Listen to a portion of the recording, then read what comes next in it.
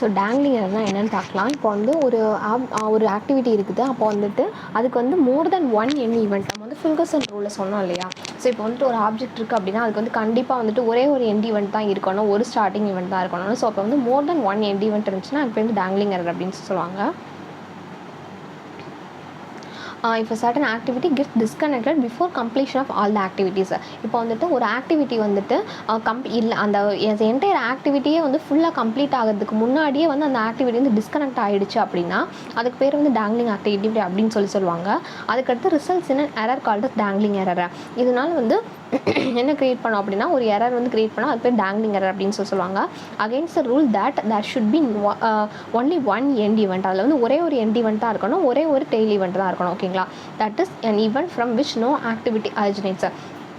இப்போ அந்த ஆக்டிவிட்டியிலேருந்து வேறு எந்த ஆக்டிவிட்டியும் அரிஜினேட் ஆகாது. இப்போ வந்து ஒரு ஆக்டிவிட்டி இருக்குதுன்னு வச்சுக்கோங்களேன். ஸோ இப்போ வந்து எக்ஸாம்பிள் வந்துட்டு இந்த ஒரு ஆக்டிவிட்டி இருக்குது நம்பர் 3 அப்படின்னு சொல்லி வச்சுக்கோங்க.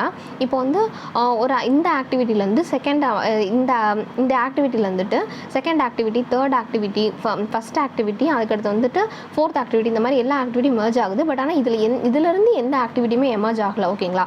ஆனால் இந்த ஆக்டிவிட்டி வந்துட்டு லீட்ஸ் டு 4th அண்ட் இந்த activity leads to 5th. So actual end event வந்து இதுதான். பட் ஆனால் வந்துட்டு இந்த ஆக்டிவிட்டிஸ் எல்லாமே வந்து மெர்ஜ் ஆகிறது இந்த இடத்துல மெர்ஜ் ஆகுது. அப்படிங்கிற பட்சத்தில் அது பேர் வந்து டேங்லிங் எரர். ஏன்னா இந்த ஆக்டிவிட்டிலேருந்து எந்த ஒரு ஆக்டிவிட்டியுமே எமர்ஜ் ஆகலை இல்லையா, அதுக்கு பேர் தான் வந்து டேங்லிங் எரர் அப்படின்னு சொல்லுவாங்க. ஓகேங்களா.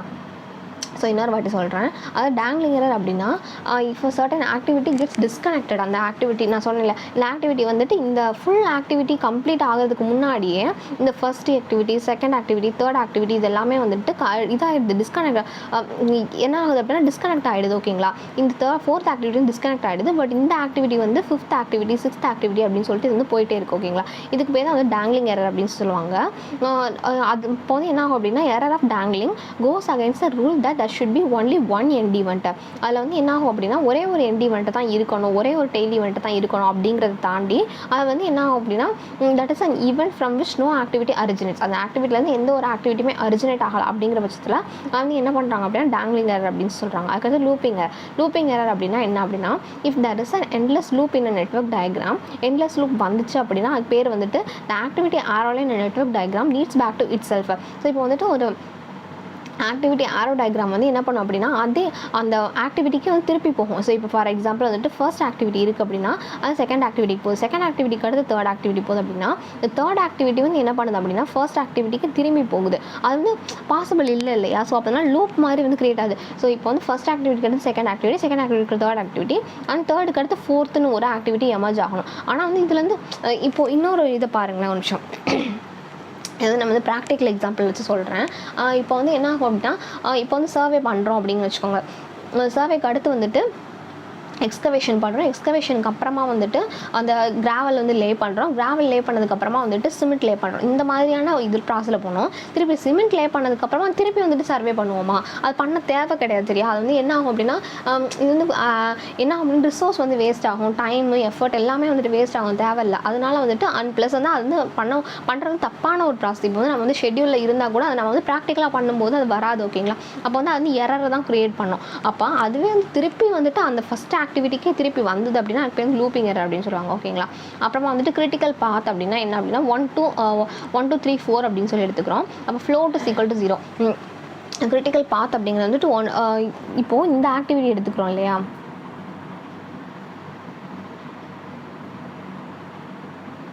ஸோ இந்த ஆக்டிவிட்டிக்கு பேர் தான் வந்து கிரிட்டிக்கல் பாத் அப்படின்னு சொல்லுவாங்க. அதில் வந்து கிரிட்டிக்கல் ஆக்டிவிட்டி வந்து ஏபிசி, நான் கிரிட்டிக்கல் ஆக்டிவிட்டி வந்து எதுவுமே கிடையாது. ஓகேங்களா. அதுதான் அடுத்து critical path method. Critical path மெத்தட்னா என்னென்னு பார்க்கலாம். ஸோ கிரிட்டிக்கல் பாத் மெத்தட்னா ஆல்ரெடி வந்து நம்ம வந்து ஃபஸ்ட்டு பார்த்தோம் இல்லையா, சிபிஎம் மெத்தட் பார்த்தோம் இல்லையா. அதில் வந்துட்டு என்ன டிட்டர்மினிஸ்டிக் அப்ரோச்சாக இருக்கும். அதுக்கடுத்து வந்து டைம் அண்ட் காஸ்ட் வந்து அனலைஸ் பண்ணுவாங்க. ப்ளஸ் வந்து சிங்கிள் டைம் எஸ்டிமேட் தான் ப்ரொவைட் பண்ணிடுவாங்க. அது வந்து ஆக்டிவிட்டி ஓரியன்ட்.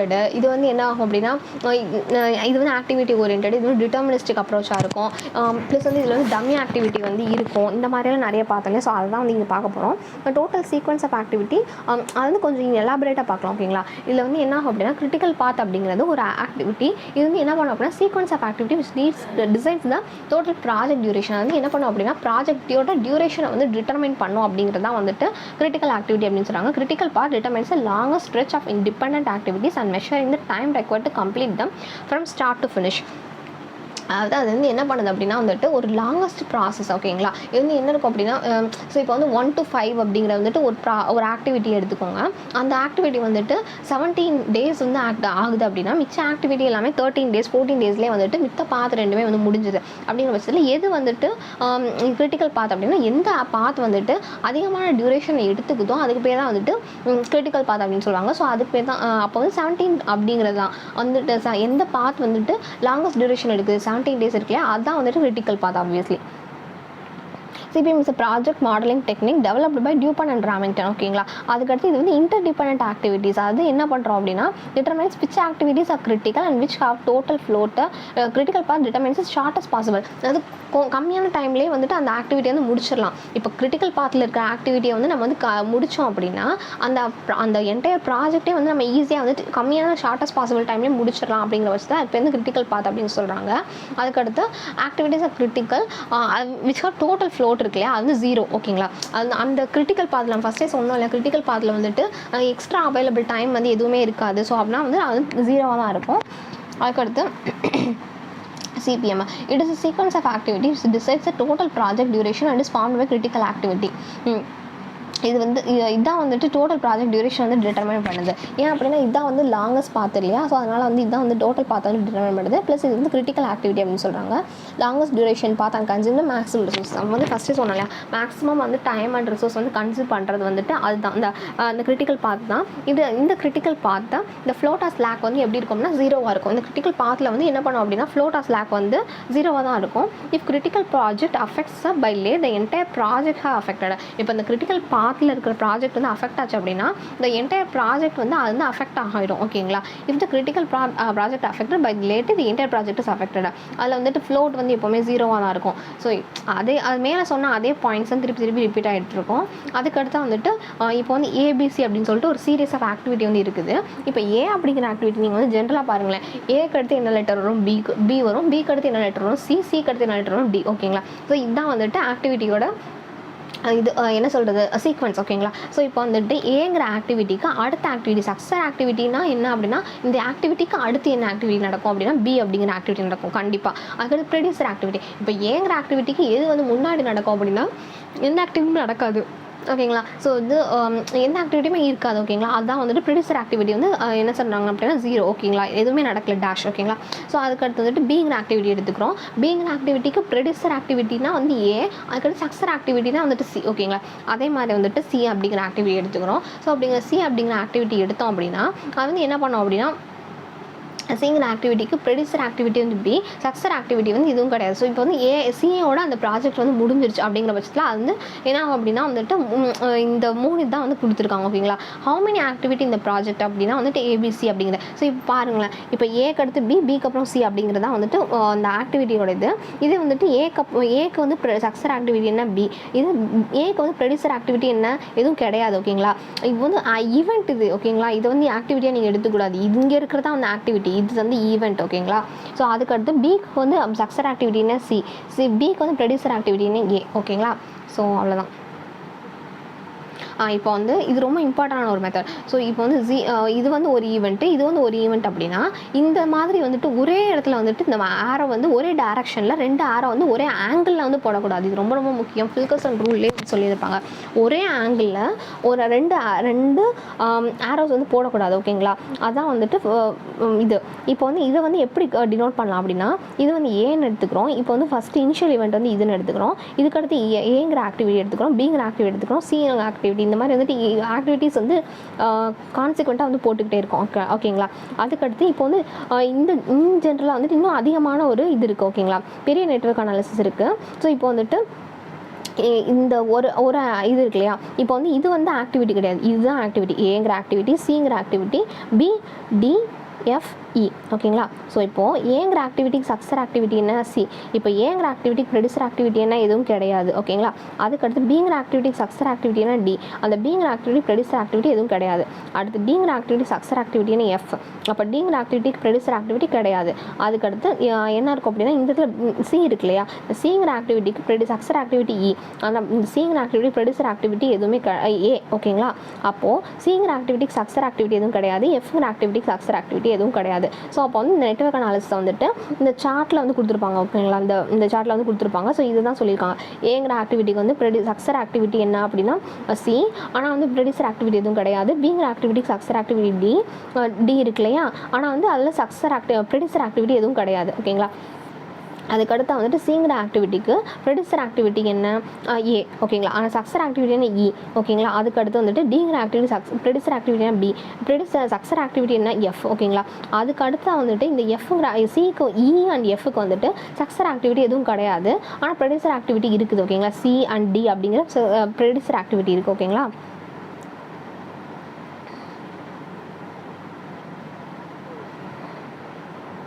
அடுத்த 2 ப்ராப்ளம்ஸ் கொடுத்துருப்பாங்க. இதை வந்து பார்க்கலாம் நம்ம என்னென்னு. ஸோ இந்த ப்ராப்ளம்ஸ் வந்து பார்த்துக்கோங்க. ஃபஸ்ட்டு வந்து ஒரு பாத் எடுத்துக்கிறோம். 1 2 and 3 5 and 6 அப்படின்னு சொல்லிட்டு ஒரு பாத் எடுத்துக்கிறோம். 1 2 3 5 and 6ன்னு சொல்லிட்டு ஒரு பாத் எடுத்துக்கிறோம். இதில் வந்து நம்பர் ஆஃப் பாசிபிலிட்டி பாத் எவ்வளோ அப்படின்னா 2. ஸோ இந்த சைட்லேருந்து போகிற பாத் வந்து 1 2 3 5 and 6 அப்படின்னு சொல்லிட்டு ஃபஸ்ட் பாத் இருக்குது. அடுத்து 1 2 4 5 and 6ன்னு சொல்லிட்டு செகண்ட் பாத் இருக்குது. அப்போ வந்து நம்பர் ஆஃப் பாசிபிள் பாத்து என்ன அப்படின்னா 2 ஓகேங்களா. என்னென்ன பார்த்துருக்கும் 1 2 3 5 and 6 அப்படிங்கிற ஒரு பாத்து அண்ட் 1 2 3 1 2 4 5 and 6 அப்படின்னு சொல்லிட்டு ஒரு பாத்து. அப்போ வந்து 2 பாத்து இருக்குது ஓகேங்களா. இப்போது இந்த 1 2 4 5 and 6க்கு வந்துட்டு ஆக்டிவிட்டிஸ் எழுதலாம். 1 2 3 5 and 6 அப்படிங்கிறது ஒரு பாத்து இருக்கு இல்லையா. 1 2 3 5 and 6 அப்படிங்கிற பாத்துக்கு ஆக்டிவிட்டி என்னன்னு சொல்லி பார்க்கலாம். நான் சொன்னேன் ஃபஸ்ட் டைம் ஆக்டிவிட்டிங்கிறது இங்கே கொடுத்துருப்பாங்க. இது வந்துட்டு என்ன அப்படின்னா ஈவெண்ட் ஓகேங்களா. ஸோ அப்போ என்னென்ன ஆக்டிவிட்டி இருக்குது அப்படின்னா ஏ இருக்குது, இங்கே வந்து பி இருக்குது, அதுக்கப்புறமா வந்துட்டு டி இருக்குது, அதுக்கடுத்து எஃப் இருக்குது ஓகேங்களா. டி இருக்குது, அதுக்கடுத்து வந்துட்டு எஃப் இருக்குது. இதுதான் வந்துட்டு ஆக்டிவிட்டி. அதுக்கடுத்து வந்துட்டு இந்த பக்கம் வர இந்த பார்த்துருக்கல 1 2 4 5 and 6 இருக்கு இல்லையா. இந்த பாத்துக்கு ஆக்டிவிட்டி என்னென்னு பார்க்கலாம்.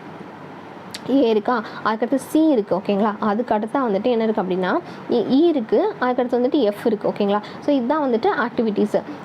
இந்த இடத்துல வந்து எழுதியிருப்பாங்க ஓகேங்களா, பாருங்களேன். ஸோ இந்த இடத்துல வந்து எழுதியிருக்காங்க ஓகேங்களா.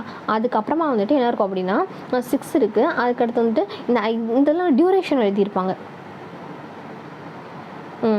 கரெக்டு, டியூரேஷன் எழுதியிருக்காங்களா. இப்போ வந்துட்டு 6 இருக்குது, 3 இருக்குது, 2 இருக்குது, அந்த வந்துட்டு 6. இதையெல்லாம் ஆட் பண்ணோம் அப்படின்னா அதுக்கு கிடைக்கிற பாத்து என்ன அப்படின்னா 17 days. அதுக்கடுத்து உள்ள இதை வந்துட்டு ஆட் பண்ணும்போது கிடைக்கிற பாத்து என்ன 21 days. நம்ம வந்து ஃபஸ்ட்டே பார்த்தோம் எது கிரிட்டிக்கல் பாத்து. இது ரொம்ப ரொம்ப இம்பார்ட்டண்டான ஒரு டிஎன்பிஎஸ்சி கொஸ்டின்களை நல்லா நோட் பண்ணிக்கோங்க. இப்போ வந்து எந்த பாத்து வழியாக போகும்போது அதிகமான டைம் எடுக்குதோ அதுக்கு பேர் தான் வந்து கிரிட்டிக்கல் பாத் அப்படின்னு சொல்லுவாங்க.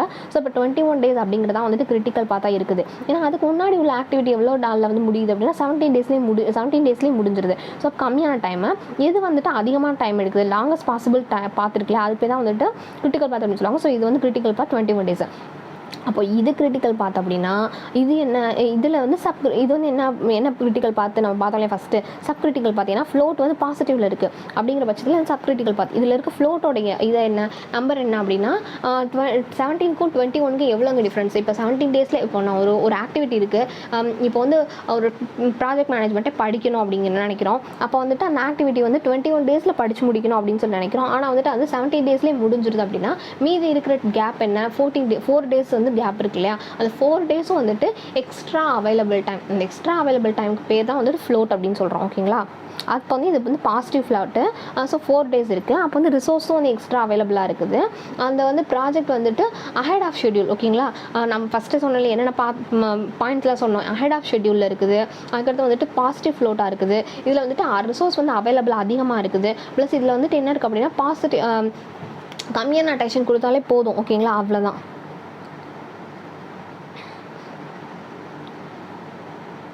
21 days இருக்குது. அதுக்கடுத்து கிரிட்டிக்கல் ஆக்டிவிட்டி என்ன அப்படின்னா 4 இப்போ பாருங்களேன், இந்த இடத்துல என்னென்ன ஆக்டிவிட்டி இருக்குது, ஏ இருக்குது, பி இருக்குது, டி இருக்குது, எஃப் இருக்குது. ஸோ இதுதான் வந்துட்டு கிரிட்டிக்கல் ஆக்டிவிட்டி. இந்த பார்த்து தானே கிரிட்டிக்கல் ஆக்டிவிட்டி அப்படி கிரிட்டிக்கல் பார்த்து சொல்கிறோம். அப்போ வந்து இதில் வந்துட்டு என்ன இருக்குன்னா ஏ இருக்குது, சி இருக்குது, இ இருக்குது அண்ட் எஃப் இருக்குது. இது 4மே வந்துட்டு என்ன இருக்கும் அப்படின்னா கிரிட்டிக்கல் ஆக்டிவிட்டி ஓகேங்களா.